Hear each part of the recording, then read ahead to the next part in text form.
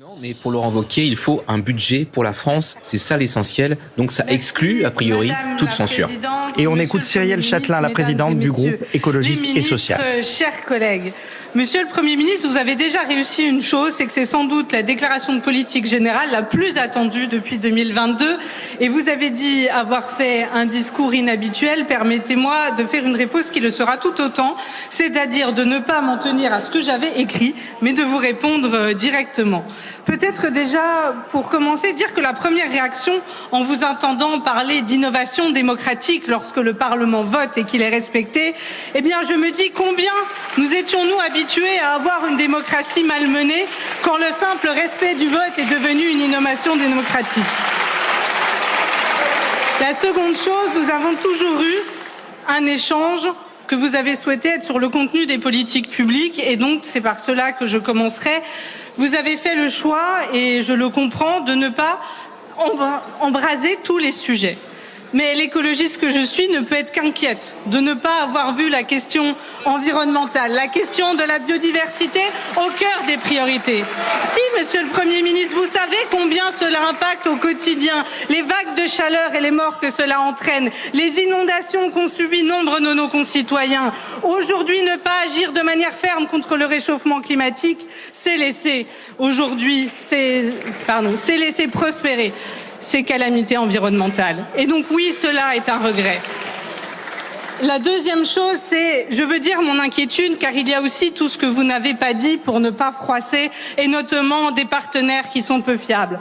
Quand j'entends Laurent Wauquiez à cette tribune utiliser des mots extrêmement durs et inacceptables sur les questions d'immigration, je me dis à la fin, où est-ce qu'ils vont vous mener, Monsieur le Premier ministre? Est-ce que, comme vos prédécesseurs, vous céderez sur les questions d'immigration à vos partenaires des Républicains? Oui, il y a une inquiétude profonde quand on voit l'extrême droite monter dans notre pays, que d'imaginer un gouvernement qui est en partenariat avec un parti dont le chef de ce parti dit la différence entre la droite et l'extrême droite, c'est la même chose qu'entre la pensée et l'arrière-pensée. Monsieur le Premier ministre, allez-vous laisser entraîner sur ces questions d'état de droit par vos partenaires?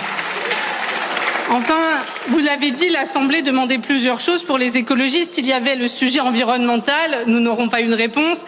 Puis il y avait les questions de justice sociale. Tout d'abord, je vais commencer par la question des retraites, celle qui était tant attendue, Monsieur le Premier ministre. Il faut quand même rappeler ce dont nous parlons. Nous parlons d'une réforme qui a été imposée par 49.3, que Michel Barnier, alors Premier ministre, a maintenu coûte que coûte, que vos collègues aujourd'hui, vos soutiens ont refusé d'abroger par leur obstruction parlementaire. Il s'est aussi servi d'alibi à maintenir François Bayrou et son conclave, et finalement c'est aujourd'hui un élément de marchandage pour maintenir votre gouvernement. La réforme des retraites est une faute originelle. Elle devient aujourd'hui, j'avoue avec étonnement, l'assurance vie des macronistes. Alors je vais être extrêmement claire, si notre Assemblée peut voter, nous voterons la suspension des retraites. Car oui, il vaut mieux l'empêcher de se dérouler pendant 1 an et demi que de ne pas l'empêcher du tout. Et ce vote peut être une première étape vers l'abrogation, puisque oui, il y aura quelque chose à dire pendant la présidentielle, c'est que si nous ne voulons pas qu'au 1er janvier 2028, cette réforme elle reprenne, si nous voulons un vote qui l'abroge, si nous voulons un vote qui la suspend réellement, ça sera un président de gauche et écologiste qui le fera. Mais je ne peux que constater qu'une partie des méfaits de la réforme a déjà été appliquée. Depuis 15 jours, l'âge de départ a été porté à 62 ans et 9 mois, la durée d'annuité, donc de cotisation, à 170 trimestres, et que, à l'inverse, le vote que nous aurons ne la suspendra que pour 1 an et demi, et que s'il n'y a pas de nouveau vote après les présidentielles, elle reprendra son cours extrêmement néfaste. Donc ça, c'est une première chose pour nous. C'est une suspension, mais une petite suspension. Voilà. Sur une réforme qui n'avait pas de socle politique, c'est insuffisant. La deuxième chose, c'est l'obstination que vous avez sur la question des ultra-riches. J'entendais, là encore, vos partenaires parler de justice. Mais où est la justice quand aujourd'hui nous avons des dynasties qui font des profits outrageux et qui les soustraient à l'impôt. Je parle des familles Arnaud, des Hermès, des Wertmeyer, des Bettencourt et des Saadé, dont le patrimoine boursier a progressé de 400% en 6 ans. 400%, pendant que les gens n'arrivent pas à vivre de leur salaire. Les voilà qui s'engraissent et voilà un projet de budget bien faible sur cette question-là. Et oui, cela me tient aux tripes parce que, monsieur le Premier ministre, vous avez dit respecter cette Assemblée. Eh bien, dans cette Assemblée, la taxe Zuckman, elle a été votée. Grâce à mes collègues Clémentine Autain et Eva Sas.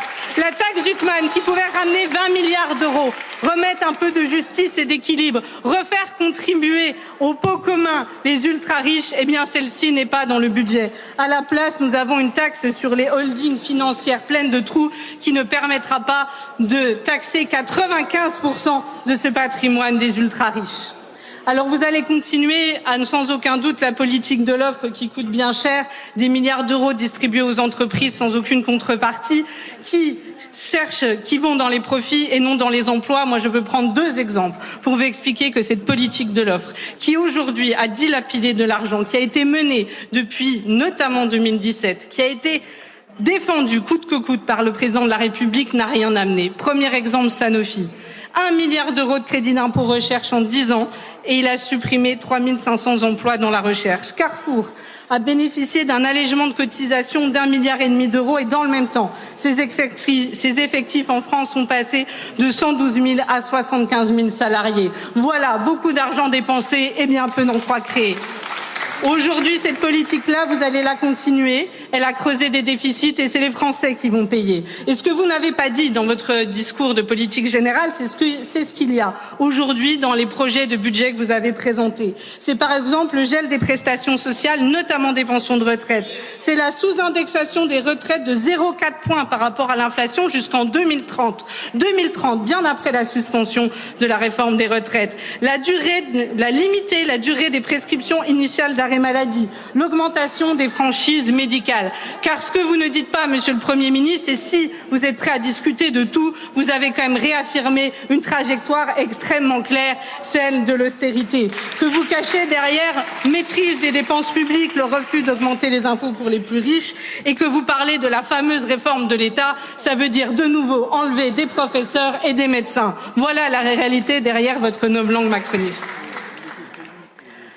Enfin, monsieur le Premier ministre, il y a les questions de fond et il y a les questions démocratiques. Nous avons eu au sein du groupe écologiste et social des débats. Il n'y avait pas de vote évident sur la question de la censure. Vous l'avez vu, nous sommes profondément opposés aux orientations de votre gouvernement. Mais comme vous l'avez dit, nous devons dans une assemblée savoir travailler ensemble tout en étant opposés. Et pourtant, le groupe écologiste et social ira à la censure.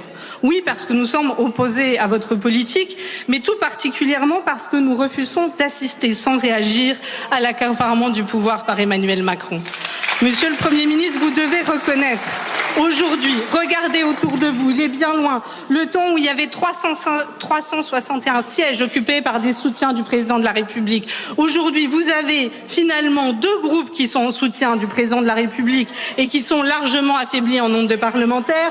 Vous avez le groupe Horizon qui est certes dans votre majorité mais demande une présidentielle anticipée et donc le départ d'un président détesté. Et vous avez enfin les Républicains qui vous ont forcé par un tweet de leur chef à démissionner, mais vraiment pouvez-vous compter dessus? Vous avez un socle parlementaire fragile, en décomposition, affaibli et minoritaire. En d'autres termes, vous avez réussi une seule chose, c'est sans doute de nommer à votre gouvernement des visages jusqu'alors inconnus, laissant l'espoir que, comme vous l'avez dit, il serait détaché des partis. Mais finalement, ce n'est pas un gouvernement détaché des partis que vous avez constitué, mais un gouvernement subordonné à Emmanuel Macron. Parce que voilà, derrière la façade, ce sont les ex-conseillers présidentiels, des fidèles de Jean-Michel Blanquer, un ancien secrétaire d'État auprès de Christophe Castaner et de nombreux fidèles du président de la République qui constitue votre gouvernement. Alors voilà, Non, nous refusons cette mascarade qui consiste à dire qu'on a tout changé pour rien changer, car cela a un prix, et un prix qui est élevé. C'est celui de l'affaiblissement du fondement le plus précieux de notre République, la confiance des citoyens envers celles et ceux qui les ont élus pour les représenter. Cette confiance, vous le sentez, elle s'affaiblit. Elle est en train presque de disparaître. Parce qu'à force, il y a les mots et il y a les actes. Et sur cette question de confiance, alors certes, vous n'étiez pas Premier ministre, mais il y a des précédents avant vous. Je n'ai plus le temps d'y revenir. La dernière chose que je voudrais dire, puisque quand on suit passer note, forcément, le temps court, c'est vous êtes gaulliste. Eh bien voilà, vous m'avez cité le discours de Bayeux, je suis donc allée le lire, Monsieur le Premier ministre, il y avait cette phrase du général de Gaulle. Le trouble dans l'État a pour conséquence inéluctable la désaffection des citoyens à l'égard des institutions. Il suffit alors d'une occasion pour faire apparaître la menace de la dictature. Nous n'en sommes pas là, mais aujourd'hui, le trouble de l'État, c'est vous. C'est le refus d'Emmanuel Macron de lâcher les rênes d'un pouvoir. C'est l'imposition de la volonté d'une minorité à la majorité du peuple français. Et à un moment où nous faisons face à l'international réactionnaire, nous ne pouvons pas accepter, même sous des formes mondaines, même avec un discours bien posé, un accaparement du pouvoir. C'est la décision du peuple qui doit toujours primer. Merci beaucoup, Madame la Présidente Châtelain. Bienvenue sur France Info. Si vous nous rejoignez à l'instant, nous sommes en édition spéciale consacrée à la déclaration de politique générale de Sébastien Lecornu. Nous venons d'écouter à l'instant Cyrielle Châtelain, présidente du groupe écologiste à l'Assemblée, qui a donc confirmé que son groupe censurerait le gouvernement